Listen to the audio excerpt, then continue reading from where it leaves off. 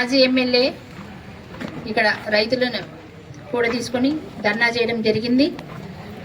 ఆయన తన ఆత్మసాక్షిని ప్రశ్నించుకోవాలి.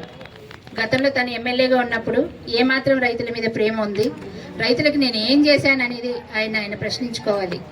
ఇక్కడ తల్లాడలోనే మరి రైతులను మోసం చేయలేదా ఆయన? 743 మంది రైతులని 743 మంది పేర్ల మీద రూపే కార్డులని దుర్వినియోగం చేసి 42 లక్షల రూపాయలని అక్రమంగా వాడుకొని ఇదేమని ప్రశ్నిస్తే కోర్టుకు వెళ్తే అప్పుడు అసలు డబ్బులు కట్టారు. మరి తర్వాత మళ్ళీ ఈ అన్యాయాన్ని ప్రశ్నించినందుకు ఇప్పుడు కోర్టు సరైన తీర్పు ఇచ్చింది. ఇప్పుడు 18% ఇంట్రెస్ట్ తోటి మళ్ళీ పే చేయమని. మరి ఇలాంటి ఆయన అదేవిధంగా ఖమ్మంలో రైతులని మిర్చి రైతులని మద్దతు ధర అడిగినందుకు అరెస్ట్ చేసి సంఖ్యలు వేసి జైలుకి తీసుకెళ్ళినప్పుడు అప్పుడు ఏం చేశారు?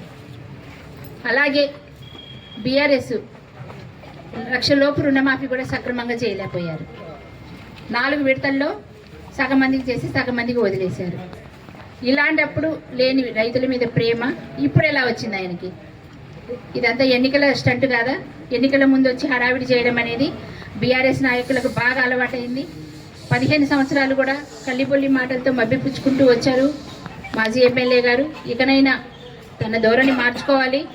కాంగ్రెస్ ఎన్నో సంక్షేమ పథకాలు ఎన్నో అభివృద్ధి పనులు చేస్తూ వస్తుంటే కాంగ్రెస్ ప్రజల్లో పెరుగుతున్న ఆదరణ తట్టుకోలేక ఇలాంటి అనుచిత వ్యాఖ్యలు చేయడము, ఏదో కల్లిపొల్లి మాటలతోటి ఇంకా ప్రజలను మభ్యపెట్టాలని చూడడం చాలా శోచనీయం.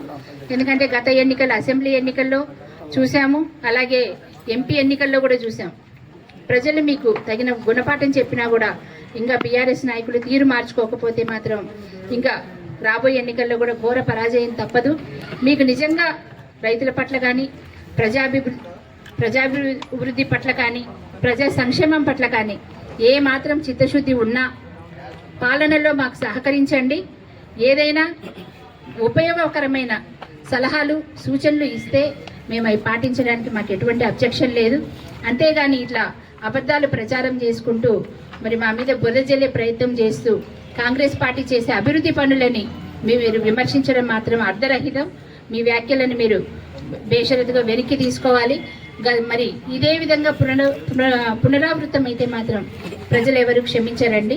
మరి ఇది మాత్రం గుర్తుపెట్టుకొని మీరు ఇంకొకసారి ఇలాంటి ధర్నాలు కానీ ఇలాంటి కల్లిపొల్లి ప్రచారాలు కానీ మానుకొని మరి మంచిగా ఉండాలని ఈ సభాముఖంగా మీకు మనవి చేస్తున్నాను.